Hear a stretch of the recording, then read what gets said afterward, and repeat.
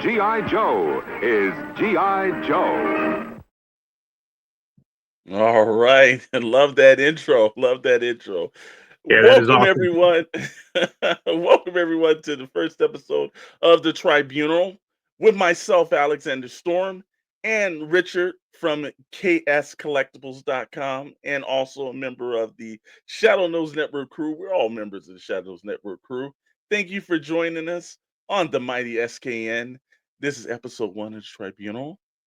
And now we're going to say that this tribunal is in session. That's right. The tribunal is one of those shows where it's a all catch-all for anything in GI Joe collecting. Whether you're a fan of the comics, whether you're into the toys, or you're into the animated shows, we're going to cover it all. And yes, we're also going to be covering Action Force because we see that as an intricate part of also GI Joe lore as well. So whatever's on the table, whatever you think is obscure, whatever, we're going to talk about all. And the one thing that we're going to do is we're going to keep this in just a great place. We're not going to try to have any of the toxicity that's been brought in there. We're just going to have a good time with Joe. And hopefully you do that as well. Richard, how are you doing today, brother? I am doing excellent. I'm excited about this. I love talking about Joe's. It's what got me into toys, into collecting in the first place. So I'm revved up and ready to go.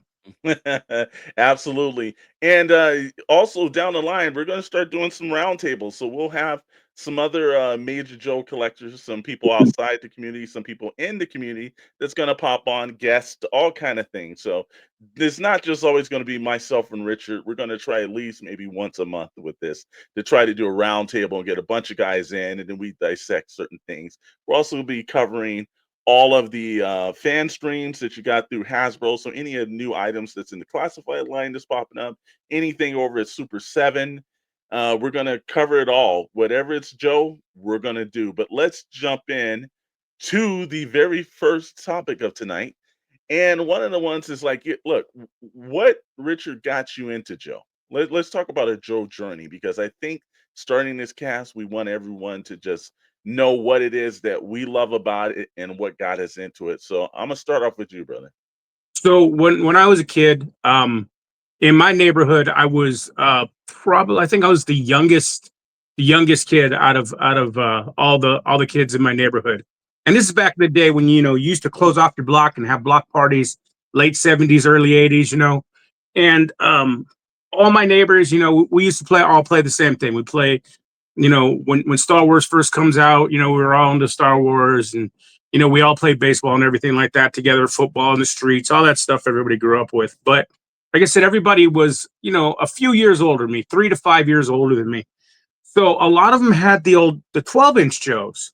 Mm. So when I would get babysat by somebody in the neighborhood, I would end up playing with the older kids' 12-inch Joes until that first line came out of the original, the original run to, was it 13 Joes? Yeah, the original 13. The the uh, the original straight arm Joes. So my introduction to GI Joe was the old 12 inchers, and I was amazed by them, like, military dolls, and even back then we didn't call them dolls, Yeah. Hmm.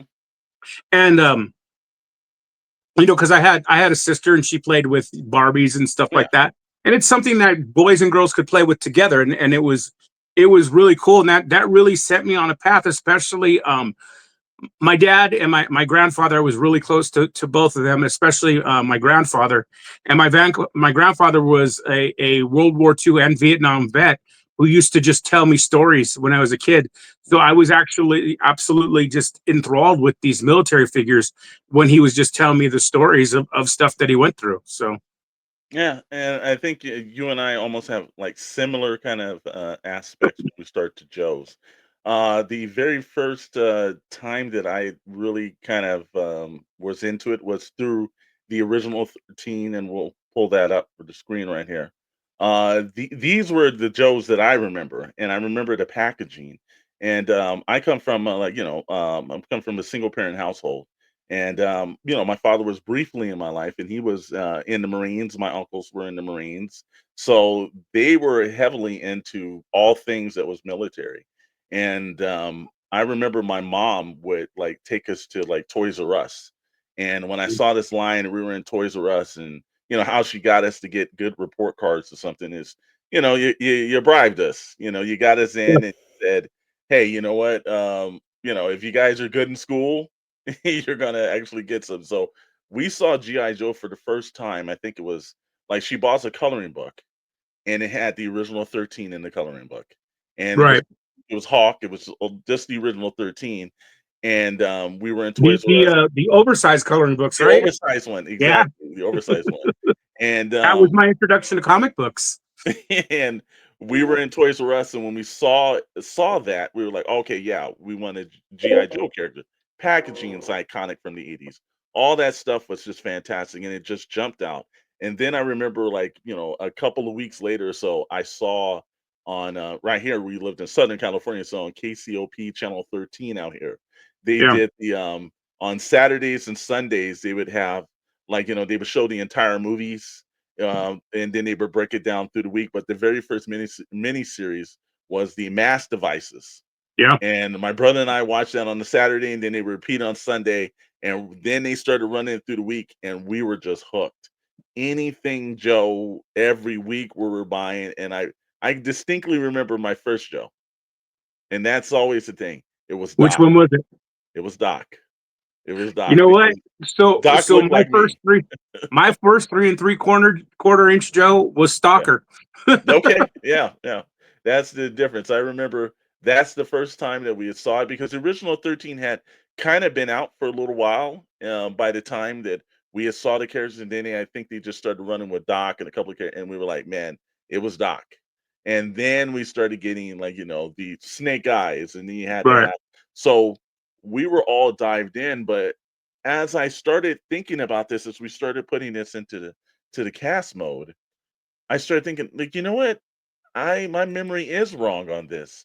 It wasn't the original 13. Well, like, let's break down the original 13. You had Hawk, Stalker, Scarlett, you got Snake Eyes, Breaker, Clutch, Rock and Roll, Stealer, Grand Slam, Flash, Short Fuse, and then you got Grunt, and the last one, Zap. And all interesting and very great characters. But as I started thinking about this, I said, no, that wasn't my introduction. I had been playing with the adventure team because my uncles passed down their Joes to us. Yeah. And like, I remember now they don't have the actual the black character that was bearded, but my uncle had that. And Hmm. so that was our favorite character because he was like, back, I don't know, but late 70s or something. Something about dudes and beards just worked that he just saw he was cool.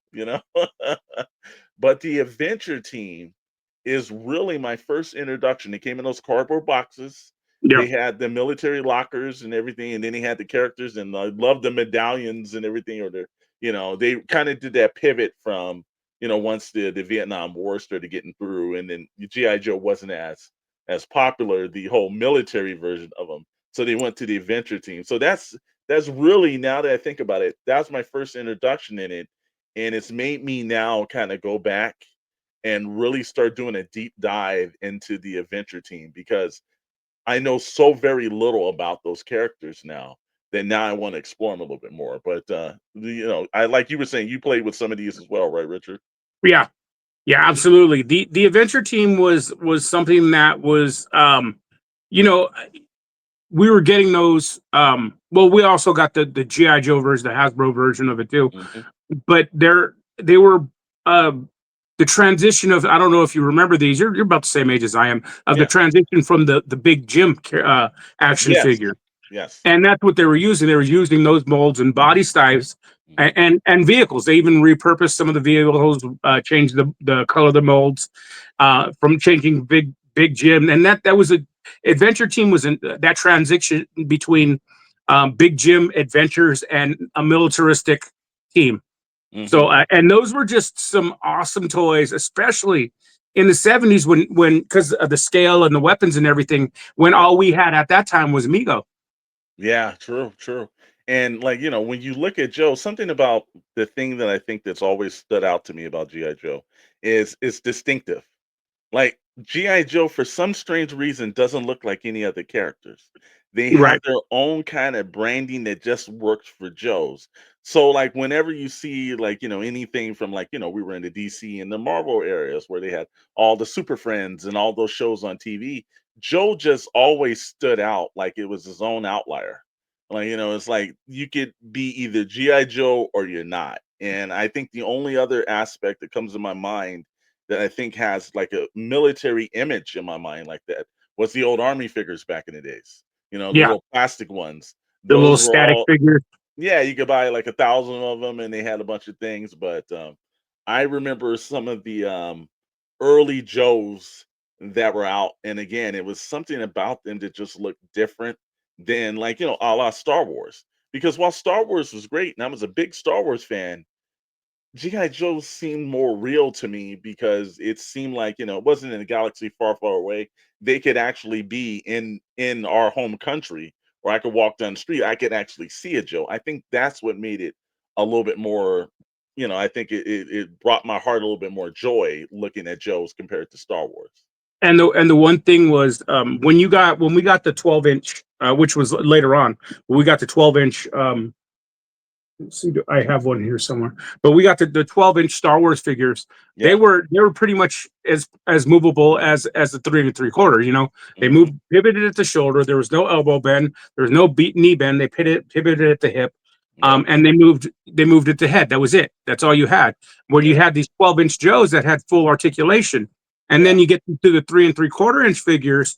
You know, Star Wars were great, and I love Star Wars. Star Wars Yeah. was my first love, but Hmm. GI Joe put him to sleep when it came to posability and movability, Yeah. especially when you brought in, which everybody jokes around about, the kung fu grip. The kung Yep. Yep. fu Yep. grip is simply, it's the pivot in the elbow, Yeah. Yeah. and it was to be able to pivot that elbow, and that was a game changer. Yeah. It's still it's still something that a lot of companies don't get right nowadays. Yeah. Well, I remember the controversial because my uncle had it with the adventure team. The Conquer group, that's the first time it was actually used where you could just squeeze it in the hands. And Yeah, that was the aspect. But for G.I. Joe, yeah, it was for the 80s Real American Hero, was the pivot. right. And I always thought like the accessories, like while Star Wars had some good characters, their accessories were secondary. But Yeah, with Joe, it was like, everything from the pack rats to the backpacks to the accessory packs that you got. Everything was like it was extension on, you could swap and change or you can add things to the Joes. And then when it came to, play sets, that's when it really started to kind of get my interest because you could immerse yourself in an entire world at that point.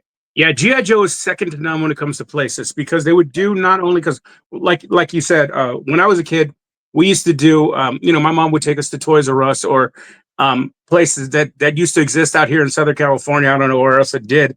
A place called TG&Y, which was Yeah. Hmm. basically, like a Walmart, but it's on a smaller scale, or Yeah. Fedco. And Hmm. Echo. we would get to go to one of those places to get a toy if we behaved for that week or for Hmm. that month, whatever it was. And they had not only your large scale play sets and vehicles, but you had the smaller ones. They were more Yeah. affordable, easier to use. You had, just like military bunkers and stuff like that, and they were priced fairly cheaply. Hmm. And there was just a plethora of them. That's something that toy companies don't even touch on nowadays. Yeah, and I think the whole model of the Real American Hero was everything, the mandate from Hasbro, everything in the line, the first initial wave had to cost under $100. It Yeah, was the whole thing. So vehicles and everything, they wanted to make it where, like, it's affordability for regular people to go out and purchase. And again, I remember you could take $10 and, like, it could get you a vehicle and it can get you a Joe. Like, yeah. I don't think you can take $20 and get you a vehicle and a character anymore. And You can't even get a character for $20. yeah, there's, well, certain smaller scales, but the highly articulated big no, you're not doing that for 20. Yeah, Unless you're catching them on like a discount or something. yeah, But those days, like, your allowance got you toys. yeah. And that was the thing that I think GI Joe did. And you're right, the smaller sets like the bunkers or Checkpoint Alpha, I Yeah. don't know why I have such an affinity for that set because all it is basically is a guard shack, but it Yeah. was cool. And when I look at all the things that we're doing now, and I look at now what they're doing in the classified line, it's still they're harking back to what worked, but yet it's working on a bigger scale. But You we'll go through the classified a little later in the show. Right I now, would we're love to see some of those smaller play sets come on to the classified line. Imagine a scaled checkpoint alpha. I mean, I somebody's know. probably 3D printed it, Oh yeah, but, yeah, yeah. but like an actual licensed one would be Yeah. awesome. And you know what? I think the line at one point, I think those smaller ones look, but I don't know if we'll ever see a Joe base in a classified line or the Terra drone or something that huge. Yeah. 3D printers are knocking that out. These guys are really like, a buddy of mine used the term, they're doing the Lord's work. Like they almost are because they're coming up with like so many imaginative scenarios now, but it's nice to see that that's where the classified line goes because again, I would love to have a 3D printed or a legitimate Hasbro checkpoint alpha just because it holds just a place in nostalgia. And I think one thing that we're kind of like kind of passing on was just how great the box art Oh, and all of the card backs were because that also had to play into like now like when I think of GI Joe, I think about the iconic look of that GI Joe icon with the red, white, and blue, and then I just think about the explosion backgrounds. It just makes me smile every time I see an actual original card back. well, and let's also not forget, not only, I mean, you had the comic books back then, Hmm. which this is in the height of the comic book era when they became, Yeah, especially, it was put out by Marvel, and they really started catching on. But the most important thing for most of these toy lines of that era was it was on TV when you got home from school. yeah, yeah, yeah, You get home from school, and this is an era when we'd go out to play. You do your homework, you go out to play. You don't yeah, come back in until it's dark. But yeah, we would all sit and watch, Thundercats, GI Joe, He Man. Like whenever it was on, that block, it changed our lives. It changed the yeah, way we scheduled our days, basically. yeah, And yeah. then of course, inevitably, we'd go out and play GI Joes as soon as it was done, Mhm, mhm. and just that's something that I think today's toy collectors, like children, are missing, is they don't have um that cartoon to attach themselves to. Yeah, You know, it, and I think it's different the way the cartoons were. For us, it was like you lived and died by what came on in the afternoon, or right, like at one point they even had certain things that popped on early in the morning before you went to school. yeah, But it was mostly like between I think from 3 to 5, that was your like time period, and now it's like with 24 hours, there's so many kind of things that they get distracted on. But for us, it was like no, 4 o'clock in the afternoon, GI Joe's coming on. I got to catch that. And whether it was a rerun or whatever, and that I think also the one aspect that worked for it was if you missed the show, you had to wait till like into the summer till they replayed it, and then you hmm, saw it again. So it was always something that you found new. And I find myself all the time with the old Sunbow cartoon. Like it's usually like if I'm working or writing, if I'm not listening to anything else, I've got that playing on. I still continue to watch those great shows now yeah, because they are far better than even when I remember 'em. Like, you watch something when you're a kid and you're like, it's like you get to be adult and you're like, wow, that lived in my head a lot better than it did now. yeah.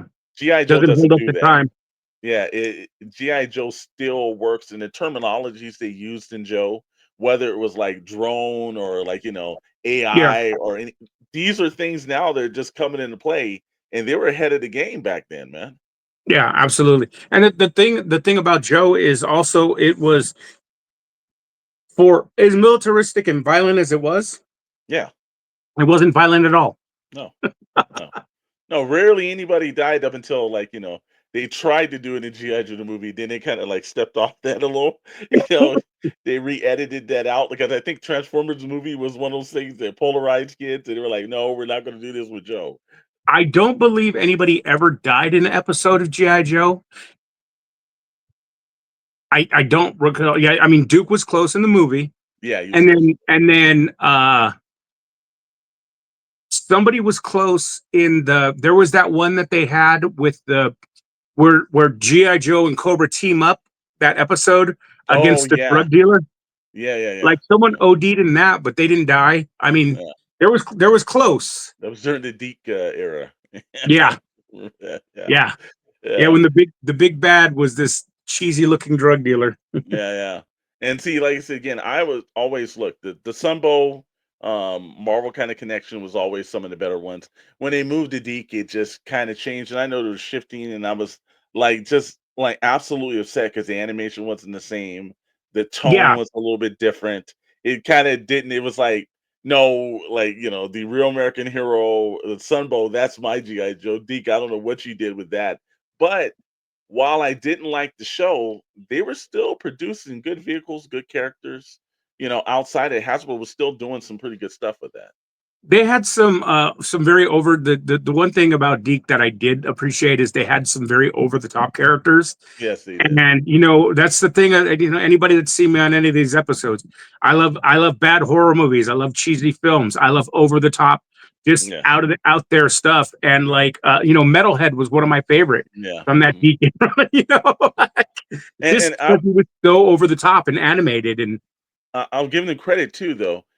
While they updated him for the classified line, they still has a harking back yeah, to the old Hasbro Deke look. They updated it, but they yeah, didn't shift it where it's so unfundamentally not the original character anymore. You know, exactly. so it's a good balance of that. So then, like we've talked about like what got us into Joe. There's a time period where I'm sure we weren't actively into Joe. So when did like GI Joe you do your pause and then reconnect back to it? So I kind of dropped out in the '90s. So even though now and it's my absolute favorite line now, the Hmm. Echo Squad version, like the old what they call fluorescent Joes, and just like the Hmm. over the top Toxo Yeah. Vipers, and um, a lot of people tend to hate those. I absolutely love them now. Hmm. But when I was, teenager, and I was probably what 17, 18 when those were up. That's kind of when I fell out of the GI Joe. I wasn't really reading the comics. I wasn't buying the toys anymore. I just kind of fell out of them then, and just kind of, I lost interest at that point. Yeah. Then again, I also that's probably coincidentally right when my oldest was born, so Yeah, I well, was yeah, working. yeah. Yeah.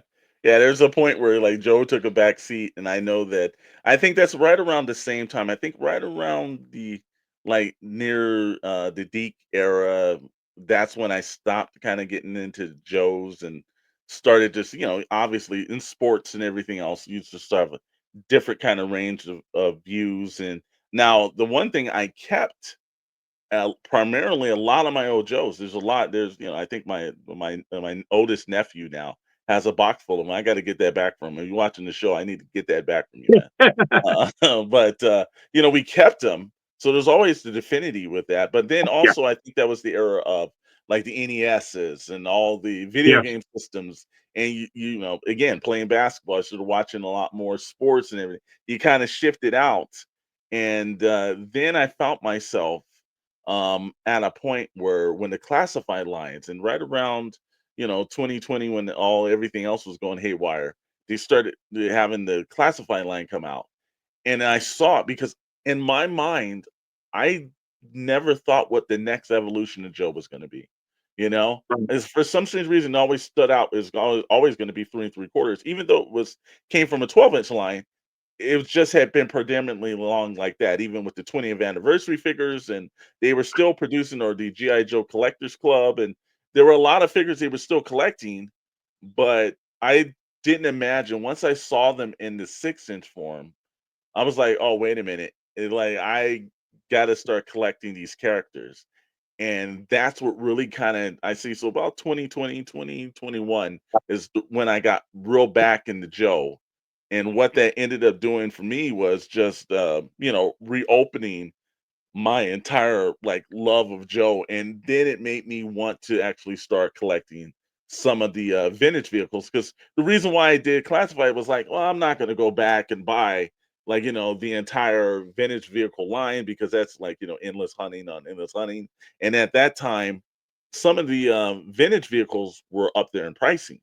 Yeah, right around COVID and everything. That's when Yeah, the collecting just shot through the roof. yeah, but now the good thing about classified, because I know there's some people that are just 3 3/4 figures, and the classified, which is the 6 inch 1/12 scale version. Look, here, if you're a 3 3/4 fan, you're accepted here. If you're a 6 inch fan, you're accepted. If you're a 12 inch fan, so there's no kind of like right down the line. We love all of it, so we're going to talk about all of it, and I'm we one of want. the few people in this world that loves the Sigma 6 line. Yeah, yeah, I the Sigma absolutely 6. love those figures. Yeah, and even if the Sergeant Savages, Yeah, and like I said, some of the ones, look, while they try it, I don't like the cartoon, but it was yeah, interesting when they came with a VHS tape, and right. that's how it is. A VHS now, you probably have to hunt down the machine to actually play those episodes now. Uh, but it was still interesting packaging. That's the thing about Hasbro. They've always done a good job of trying to do something in the era. It's kind of like even with the mass devices, when they Right. reissued that, and they came with, I think those came with DVDs, if I'm not mistaken, right? When they reissued them, or were Um, those VHSs? so they weren't DVDs, they were actually PC discs. Okay, So okay. they were the CDRs. He's gone to so many different points. Well, now they're digital downloads, thank God. So, Yeah, but you know, it's one of those things where it kind of got me back into it. And the classified line, like I'm saying, was what helped it is now it's made some of these vintage vehicles, because everyone has a frenzy for what's new. I'm right. starting to go to toy shows, and I'm starting to see vintage vehicles at some of the most, reduced prices I've ever seen. They're Yeah, extremely they're accessible starting now. to become reasonable again. Yeah, and so now I can walk in, and I recently, I told you, over the last couple of months, I picked up a Cover Girl and the Wolverine, and like I got that for almost next to nothing. If this would have been 5 or 6 years ago, I would have paid a good penny for this. And I'm Yeah, starting to look, and I'm seeing Skyhawks and certain of the original Joe vehicles that are reasonable to get.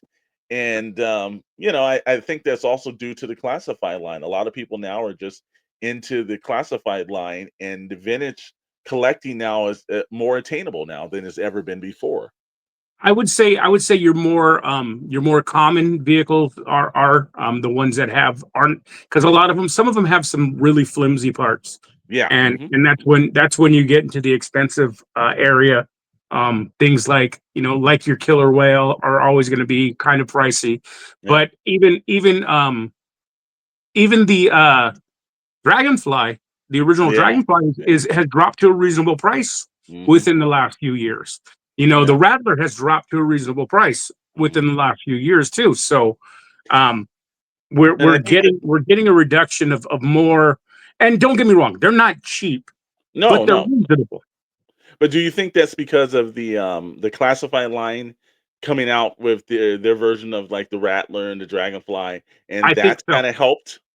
I believe so. I think what it's doing is, so it does bring a renewed interest to the older vehicles, but it also, some people, a lot of people our age, they're gonna decide, well, I'm gonna do 3 3/4, I'm gonna do 6 inch. So they're Exactly. gonna choose from one to the other. So Yeah. then you're gonna get a lot more out in the open market, because a lot of people are dumping off their 3 3/4 for the 6 inch. Yeah, and see, for me, it's between the both. Like now, I find myself being pulled at odds. It's like, do I buy like these classic vintage figures, or am I going to do the classified? Because every now and then, the classified makes it easy. You can pre-order it and Yeah, everything. But it's like when you go to these like toy shows that we have here. We have a couple that's out here in Southern California, and every time I go to a show, it's like I don't buy classified line stuff there at all. I'll just get that from the big box stores or Hasbro Pulse or something. But when yeah. I'm at the toy shows, I'm looking for like vintage characters, vintage vehicles, and am I getting them at a right rate? So that's what it's a Yeah, little bit ideally, different. ideally, when I show at any kind of like when I do like the SoCal Joe show, I Yeah, don't tend to take modern stuff. I tend to take more vintage yeah, because the market's going to be flooded with the more modern stuff, and you know what? You can't compete. I don't care who you are, unless you're getting those things at a super discounted rate. You can't yeah. compete with the big box prices. No, no, no. And also the one good thing too, and we're going to talk about the SoCal Joe show later on too.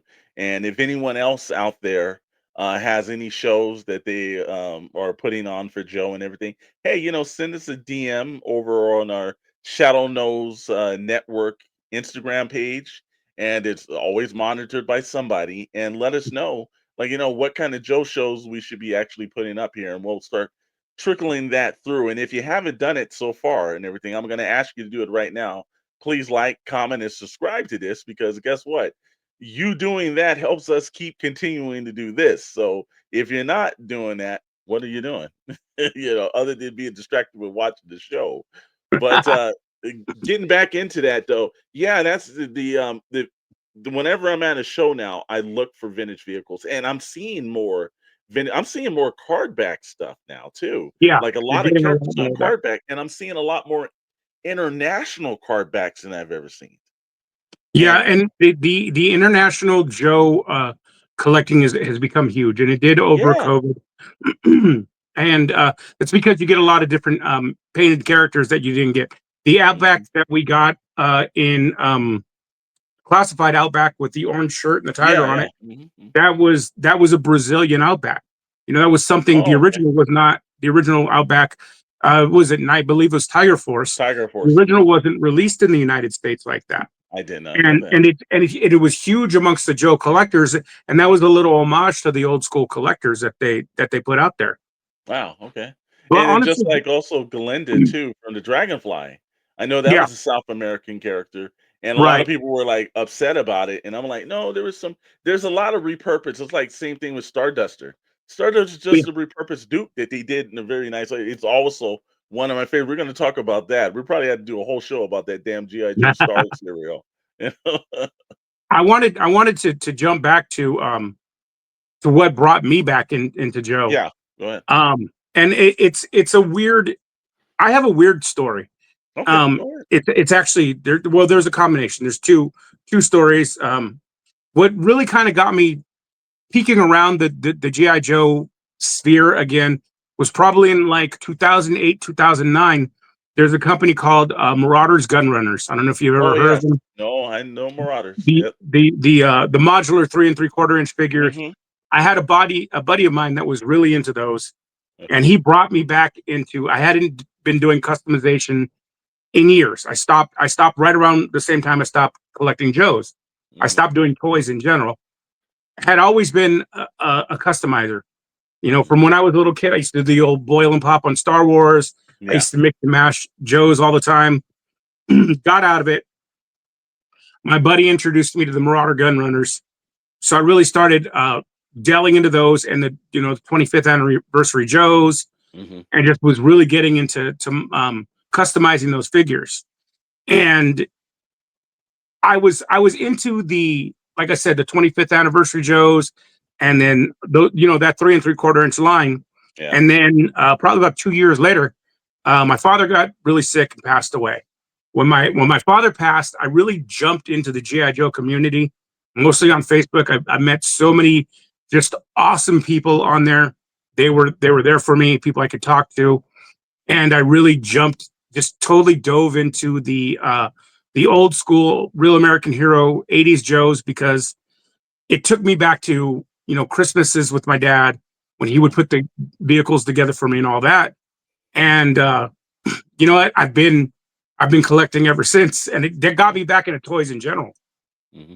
Yeah, and I think people don't understand that we had on Toy Box Chronicles on the network. We had Ace from Ramen Toys on. He was talking about the thing about nostalgia. People don't understand about the act that people want to state that nostalgia is a bad thing, but Yeah, there's also good things about nostalgia. And again, the GI Joe toy line always reminds me of, like I said again, I came from a household where my mom was like, she worked hard, worked 2 jobs, and for her to purchase, every Friday, a new Joe, that wasn't an easy feat. As a child, you don't think about this, but as an adult, you do.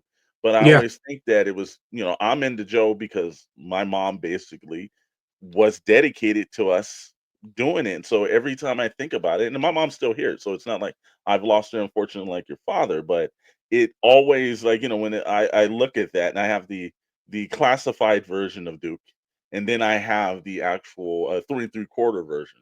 Not my original one because I don't know what I did with that. Probably blew that up or doing something, whatever. My mom's money went up in smoke. I can tell you that. Um, but I think about it at this moment, and that's the reason why it's such a divinity. Or I'm sure some people out there have like an uncle or like a Yeah. grandfather or something. It's something that ties us back to being with them at that scale. So now when I look at my collection now, it's a little bit more than I think any of the other characters. I wasn't a big Transformer fan or Right. He-Man fan or something, but something about Joe always just touched my heart and I feel good. And when I see my nieces and nephews and now at their ages and like they know who like because they play Fortnite, so they know who like Roblox is, or they know Yeah. who like Snake Eyes is. It brings us like number one, we're teaching them the right things. These are the essential characters of the world. You need to know that. But also, it's nice to see it live on. And I was saying this over on Toy Box Chronicles, and you and I saw this at the last SoCal Joe show. There were more small kids that were under the age of like 12 Yeah. that were buying vintage vehicles than I've ever seen before. And And that's one thing when I had my physical store and yeah, you would walk in and I'd have like there'd be a row on the wall of GI Joe classified.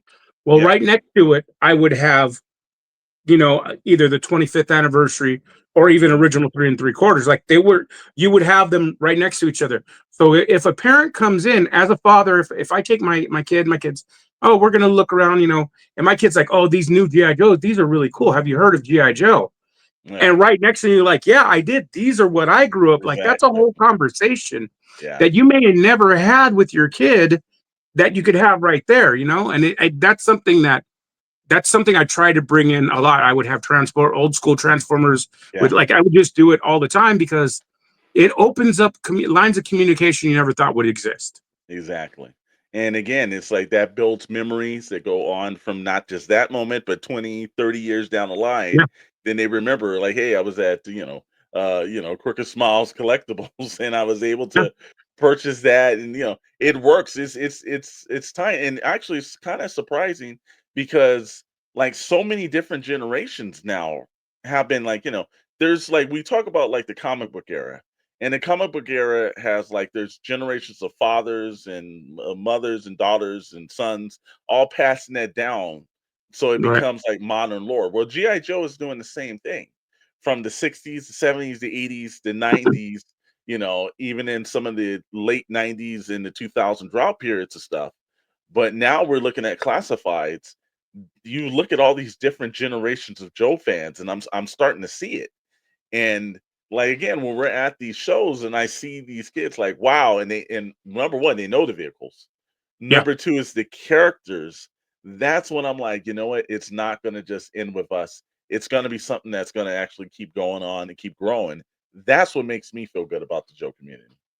And there's one thing I do appreciate, and this is something I brought up on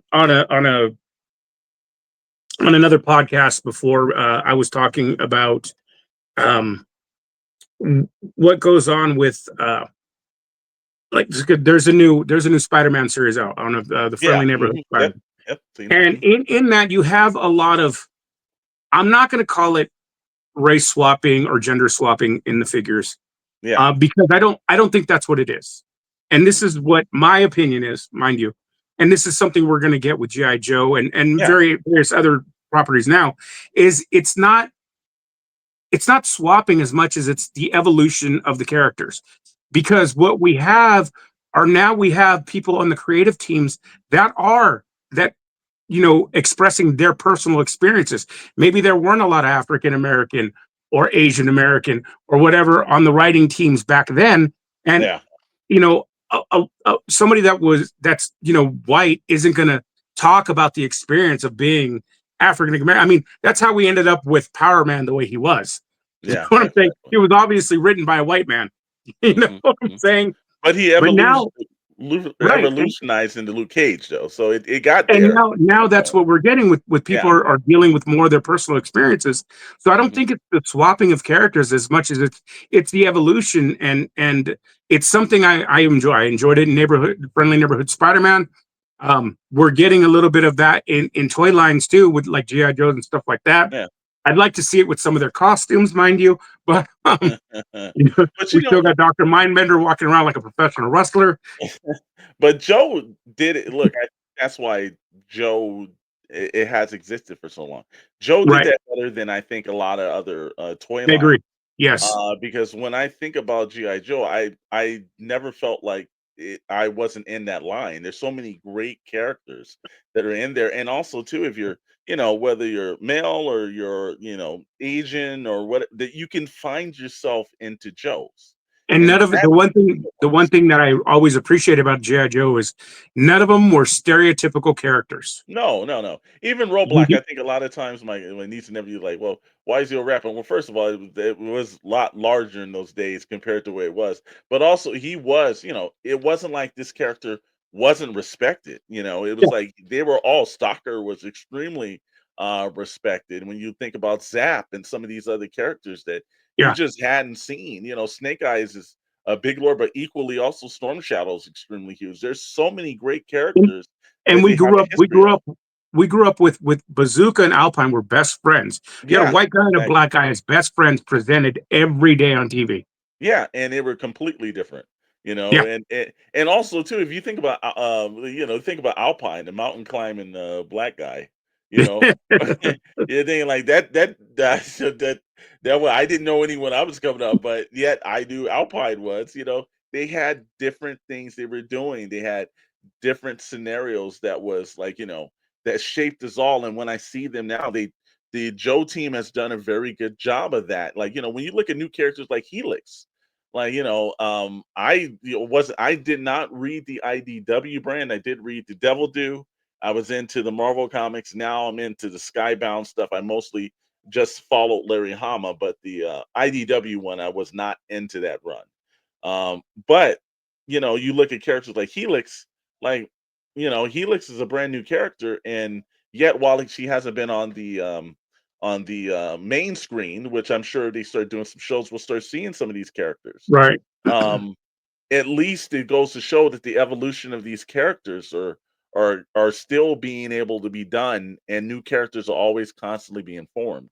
That's what said, and they don't always look alike. They're always new shapes and looks and everything else. That's what I Yeah. give them credit on, man. Yeah. It's And let's not forget, I mean, you're talking the era, like,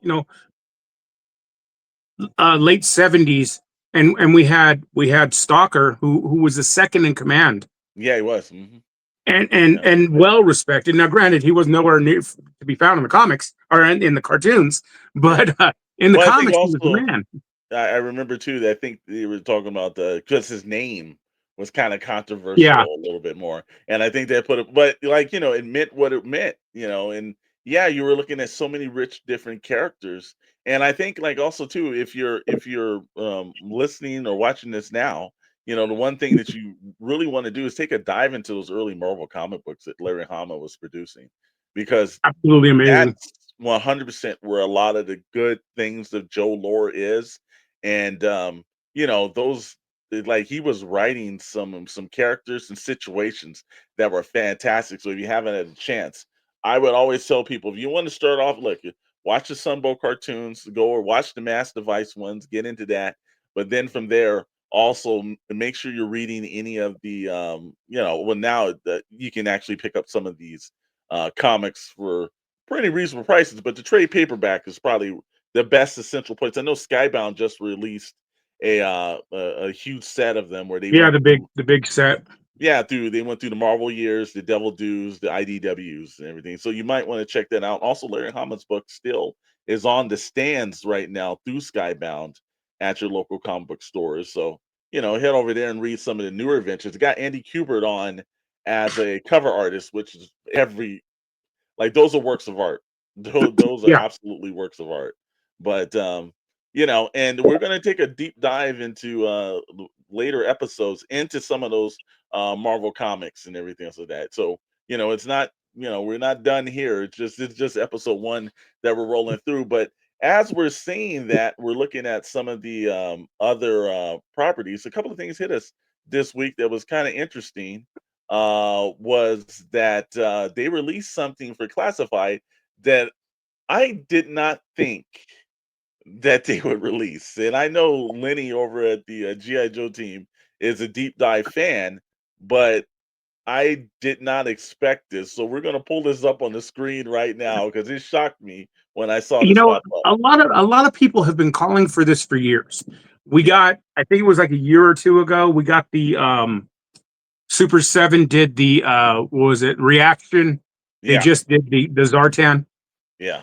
But this was one of the most loved, and it's what, how long is it? Like 2 minutes maybe, if that. Maybe five at the most. Like, that you actually see them, Yeah, there's a lot of, but it's an entire episode, mind you. it But you, is. you Yeah, actually see the amount that you actually see the band on the screen is very minute.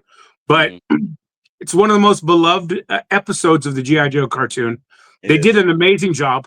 Other than there is some change on a couple of the haircuts, Yeah, and but also some of the musical instruments as well. right, Couple of 'em, yeah, a yeah. little bit more modern. Yeah, yeah, But yeah.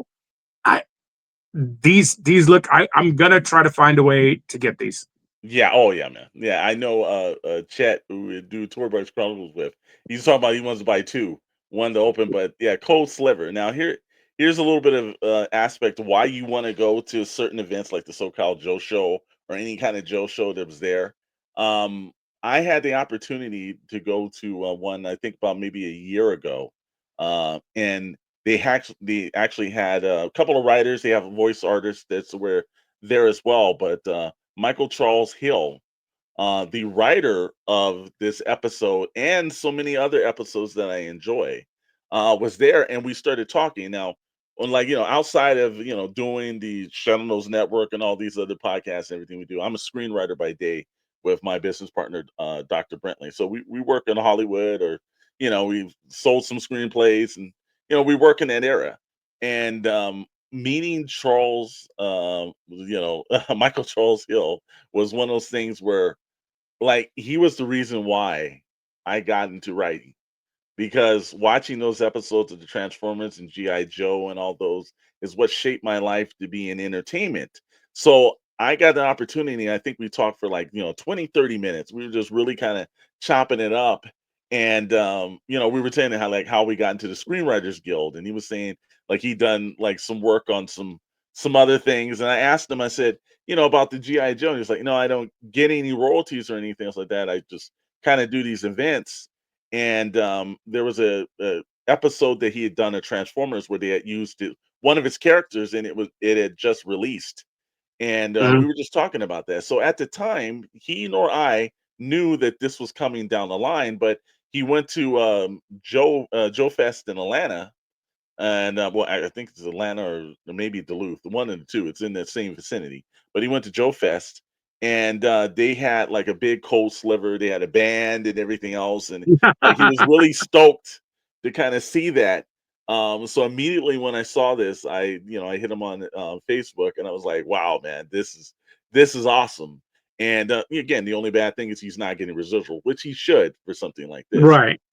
But, I'm sure that he didn't think, and as we talked about, just to break the story down a little, because I know I'm rambling, but just to break the story down, he never thought that like 30, 40 years down the line, like this whole world would be immersive and that they would still be talking about it. So I'm sure when they announced this, it blew his mind, because it blew my mind and every GI Joe fan's mind. Is that Yeah. this is the deep dive that you're doing. Like, wow, this was. And again, if you haven't seen it, of the Real American Heroes episode 51, it's a great episode. It's enjoyable, and Cold Yeah, Sliver fantastic. for as much as fans always wanted it, we never thought we were going to actually get No, it. no. And then to be in 6-inch mode, and to come with all, like, back in the day, they probably would just had the 4 characters, and they wouldn't have came with any musical instruments. But to Right, do the deep dive, to break into the musical instruments and the drum set alone, and the only cursed part about this, and this is the thing that shouts you through the roof, this is a San Diego Comic-Con exclusive. So right. if you attend the event, which I don't believe we're going to be doing this year, um, it's last year with the Once a Man Cobra Commander, it made it a little bit difficult to get a hold of these characters and everything. So this one may be, because Hasbro posted when they jumped up at the end on that Monday, they put them up, and that was a mistake, and it was crap from that. And then it was like a 3-week saga of people trying Right. to get these characters. So hopefully they've got the bugs out. But no, this is I love this deep dive. I hope they continue to do dives like this, because this shocked I and would. surprised me. I'm waiting to see the Beatnik shipwreck and the Snake Eyes and the Moo with the Yeah, you talking about tambourine. yeah, the one from I'm trying to remember, was that the that was the third one, right? The Pyramids of Darkness. Right. If I'm not mistaken. Yeah, yeah, yeah. The ones where they have to hide. And actually that would be cool to do the van. And I can't remember the female singer that The was right, singer's but name. Yeah. that would be a cool exclusive set for them to do. But now that's all on the table. So we'll take a look at it again. You got some little individual points where you can see these characters. And it's like, wow, man, the detail of it Yeah. is fan. So like again, Hasbro, I know a lot of people give you some flack and everything, but you know what? This was good. This was good and everything. And Yeah. It's wow, amazing. I can't wait to get a hold of these characters, man. That's when you do the line well, is when you do that. But again, the one thing that we're going to do is we're going to bring you all this stuff from classified and everything. The one thing we won't be doing is we'll leave that up for the other YouTubers out there to just drop leaks and everything else like that. That's not what we're here for. We're going to do things that are officially released. We'll let you know our thoughts and opinions on it, and see what you kind of do. So like I said, man, we're getting to the tail end of episode 1 of the Tribunal, and that's just this episode was mostly for you just to understand our thoughts and our opinions on what got us into Joe's. But we would love to hear your thoughts, your opinions, and comments. And you can do that right down at the bottom of the screen right there. Or one, you can hit subscribe so you can keep getting episodes of this. Turn that notification bell so you'll know when episodes dropping. And then from there, comment. Let us know if you like the show, if you want to hear us do another subject matter or something down the line, Yeah. something that's, If there's a topic you want to talk about, or something that you want us to delve into, I mean, yeah, we're open. we've looked at we've studied. I mean, I've been all over the Joverse. So Yeah, yeah. Yeah, we're ready to, whatever you want to do. If something like, again, I know we're planning a couple of things. We're gonna do an episode on Cobra Law. We're gonna start bringing some of these certain these backstory characters and things in the point. We may do some comic perspectives as well. But we've got a couple of things that we got coming up for us in the next couple of things. So let's roll with our upcoming events and updates. Well, one, there's a GI Joe Hasbro fan stream that was changed from February, but will be dropping on March the 18th. So if you're watching this after March 18th, you missed it, but chances are you're going to catch this episode way before then. So that's going to be at 11 a.m. Eastern Standard Time. Looking forward to some of the stuff. That Cold Sliver was just the top of the point. I got a feeling there's going to be some really good stuff that are going to kind of appear over there too, man. So I'm yeah, looking I'm forward to that. thinking that's why they pulled it back, because they're going to have some stuff ready to show. Yeah, yeah. And At least that's what I'm hoping. we will have an episode of Tribunal that'll focus on that fan stream as well, so you can catch that on the network. Just to let you know, the SoCal Joe Show, and that artwork is by Jamie Sullivan, which is a very fantastic Joe artist, and Yeah, just a good guy. I've met him several times. Just looks, wow, that Cobra Commander looks fantastic. that's But amazing. on Star Wars Day, May the 4th, 2025, but it'll be GI Joe Day too. They're taking over that day. In the city of Temecula, California, the SoCal Joe Show will take place. And not only will myself and Richard on the screen be a vendors and our network that we belong to, the Shadow Knows Network, SKN. They'll have a booth there. We'll be also doing live streams from that convention. So we're gonna have some guests on, and we're gonna, get some guys on camera. Myself, Chet will be there. Richard, you'll be there, so you'll have the whole Toy Box Chronicles kind of gang kind of over Yeah. there, and you'll have some exclusive vintage stuff that you'll be taking to that show. Yeah, I'm gonna take some stuff that to the show that I don't put on my website, and I really don't bring out, just because it's some of the older vehicles and stuff like that are a little bit of a pain in the butt Yeah, to ship or to yeah. send out. But I'm gonna bring some grails. Okay, okay. Well, here's the thing. We're also going to do an episode before it gets to that time in May that Richard will actually break it down, so you'll be able to see some stuff. So you can show up in Temecula, or you hit him up on kscollectibles.com. Chances are you may be able to actually put some holds on some stuff early too, though. Yeah, But he's going to have a bunch of stuff he's taking there, so we'll be spotlighting that a little bit more. And if you're any other vendors out there that will be attending the show, reach out to us through the Shadow Knows Network Instagram page, DM us, and we'll put that information up for you as well. And everything. There's a lot of guys out there that's I know the SoCal Joe King. I watch him all the time on Whatnot. yeah, Look, I know he goes to show hit and miss. Hopefully, he'll be at this one. So we'll have a table there, live streaming there. But the earliest that you can catch us is right here in Toy Atlanta in Duluth, Georgia. We will be making that trek myself, and Chet will be making that also with also our partners Odd Frog Entertainment out there, and also our network that we also belong to, the Bandito Radio 112 FM is over there. So I'm going to run through the Toy Atlanta March 28th, 29th, and 30th. We will be live streaming. Richard will be in the studio. We'll be in the fields, but we're going to be running some live streams there. We also planning some stuff with Blitz Transmission, Sorlac Digest podcast. We're going to try to get some guests that's at the event to pop on. So that's going to be 3 days of full immersive live streams hitting you back to back on the mighty SKN Shadow Knows Network, and also over in Bandito Radio. And if you're asking what is Bandito Radio, Bandito Radio is a radio station for the toy community, made by people that love the toy community. So everything, if you're a customizer, if you're a photographer, if you're just a casual collector and you want something that is basically made for you that you can listen to 24 hours a day, well, guess what? You can tune on to Bandito Radio 112 FM on iHeartRadio, Podbean, Spotify, wherever you get your radio needs and podcast needs. It's all over the atmosphere. There's also an original show done by the Toy Box Chronicle guys. It's called Action Figure Frequencies.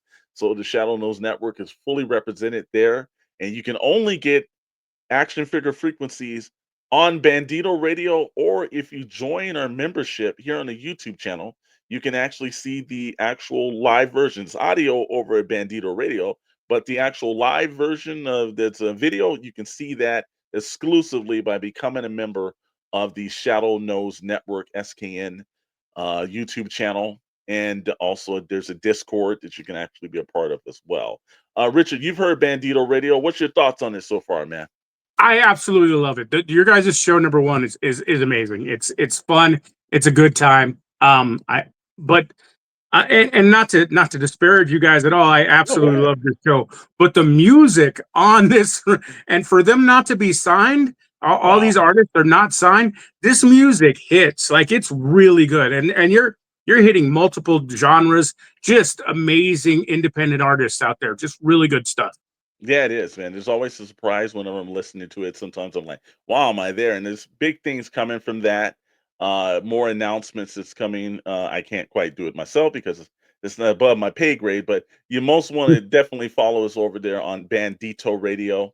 And here on the mighty Shadow Knows Network, SKN, hey, we run 2 live streams a week on Wednesday nights. Toy Box Chronicles, myself, Chet, occasionally Richard. So whenever we run into a problem, Richard pops on. That takes place at 7 p.m. Pacific time, 10 p.m. Eastern Standard Time every Wednesday. And when I say every Wednesday, whether it's a live stream or if we're in the midst of something, we'll have a recorded episode. And then on Fridays, still on the same network, Pixel Plastic and Ink with myself, with Rad, with Chet, with Dr. Brentley, and occasionally Richard. Like I said, that's a catch-all. If you're into films, into toys, into comic books, that covers it all. And that's on Friday nights on the Shadow Knows Network YouTube channel, or over an X, or over a Rumble, or over an Instagram. And we keep naming and naming Discord and everything else. Like anywhere there's just streaming networks. But again, live stream Swearbox Chronicles every Wednesday night, 7 p.m. Pacific, 10 p.m. Eastern Standard Time. Friday, Pixel Plastic Inc., 7 p.m. as well, Pacific, 10 p.m. Eastern Standard Time, all there. And if you want to purchase something, then you want to purchase from not only the master, that is, we like to say the master customizer himself, but also one of the most honest people in the retail game, kscollectibles.com. All he's got to do the fridge right there, straight custom. You can actually head over there to kscollectibles.com and get anything from vintage Joes to any other things right there. And pretty soon, right there, Richard, it's going to be popping, man. We're going to have, we're probably going to ask you, what do you think on the new fridge and everything, because you do it so well. They may have to come to you and ask you, how should we do the fridge? Right. And God knows, not only that, we all are fans of great customizers as well. So, he's got our money. So, he needs to get your money. But we're getting around to the point where we're about to close out the show, sir. Anything else left that you want to kind of run down? Not really. We got, like I said, you always hit us up on KS Collectibles. If you go through our website and you're looking for anything and you don't see it, feel free to reach out, because there are tons. Alex Storm could tell you there are tons of stuff. I have 2 huge areas full of toys, Yeah. and getting it all up online is just kind of a pain in the butt. So Yeah. there's always stuff I have. If I don't have it, I can probably lead you to somebody that can get it for you at a reasonable price. I don't do that. I do this. This is how I make my living. I do this to survive, but I'm not trying to get rich doing this. I sell toys for collectors because I enjoy it. I enjoy talking to collectors, so I do my best for everybody. Oh, Also, absolutely. Go to let ahead. everybody know, very soon Yeah. our customization classes will be returning. Okay, and we're going to put information on that, and whenever we do, we'll put a link in the description of that, and also we'll probably do a little video on the SKN network, so we let everyone know this is popping through. Well, sir, like I said again, we're about to close out this tribunal, and you know what? The jury's still kind of undecided about what's going on with Joe, but we'll have to hit you at another time. And with that being said, make sure you like, comment, and subscribe, and we will see you next time on the tribunal.